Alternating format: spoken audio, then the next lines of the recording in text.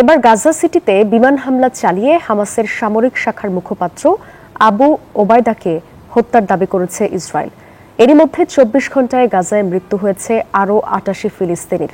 মোট প্রাণহানি ৬৩,৪০০ ছাড়িয়ে গেছে। জিম্মিদের মুক্তির দাবিতে তেল আবিবে আরও জোরালো হচ্ছে বিক্ষোভ।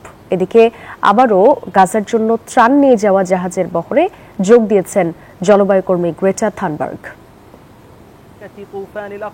প্রায় ২ দশক ধরে তার মুখোশ ঢাকা মুখই ছিল হামাসের সামরিক শাখার কণ্ঠস্বর, যা তাকে সমর্থকদের কাছে এক রহস্যময় প্রতীকে পরিণত করেছিল।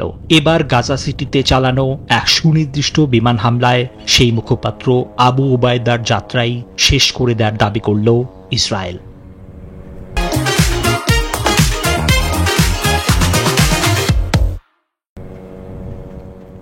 গাজার স্বাস্থ্য কর্তৃপক্ষের তথ্য অনুযায়ী সেখানে ইসরায়েলি আক্রমণে হতাহতের ঘটনা অব্যাহত রয়েছে, যা মানবিক সংকটকে আরও গভীর করছে।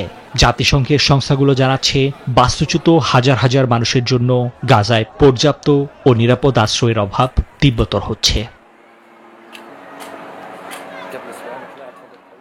একই সময়ে গাজায় আটক জিম্মিদের মুক্তির জন্য তেল আবিবে আবারও রাস্তায় নেমেছে ইসরায়েলিরা।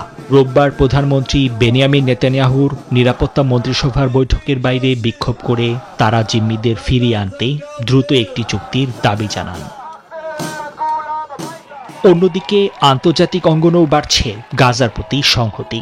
অবরুদ্ধ এই অঞ্চলের জন্য আবারও ত্রাণবাহী একটি জাহাজের বহরে যোগ দিয়েছেন জলবায়ু কর্মী গ্রেটা থানবার্গ। বার্সেলোনা থেকে যাত্রা শুরু করা এই বহরের লক্ষ্য ইসরায়েলের নৌ অবরোধ ভেঙে মানবিক সহায়তা পৌঁছে দেয়া। নিবির আমিন, নিউজ 24।